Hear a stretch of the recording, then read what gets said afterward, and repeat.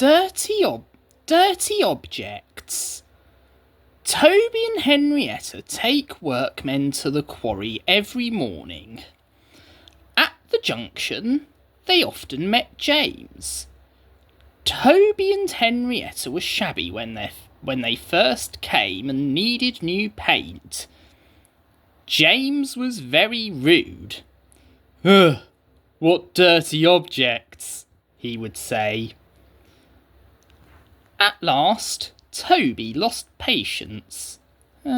James," he asked, "why are you red?" "I am a splendid engine," answered James loftily. "Ready for anything. You never see my paint dirty." "Oh," said Toby innocently. That's why you once needed bootlaces to be ready, I suppose." James went redder than ever and snorted off. At the end of the line, James left his coaches and got ready for his next train. It was a slow goods, stopping at every station to pick up and set down trucks. James hated slow goods trains. "Dirty trucks from dirty sidings. Ugh," he grumbled. Starting with only a few, he picked up more and more trucks at each station until he had a long train. At first, the trucks behaved well, but James had bumped them so crossly that they were determined to pay him out.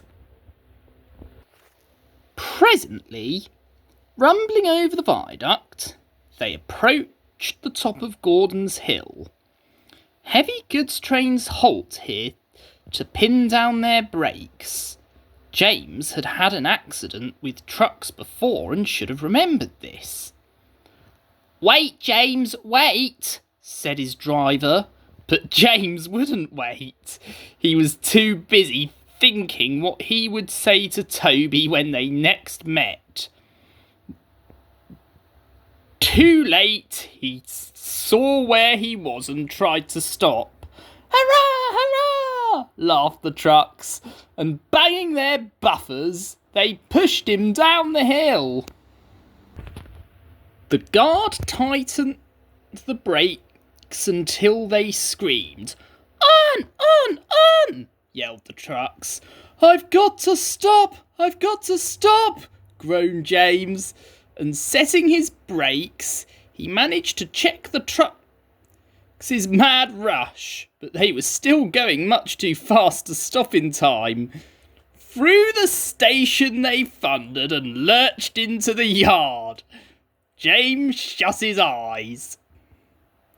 There was a bursting crash, and something sticky splashed all over him. He had run into 2 tar wagons and was black from smoke box to cab. James was more dirty than hurt, but the tar wagons and some of the trucks were all to pieces. The breakdown train was in the yard, and they soon tidied up the mess.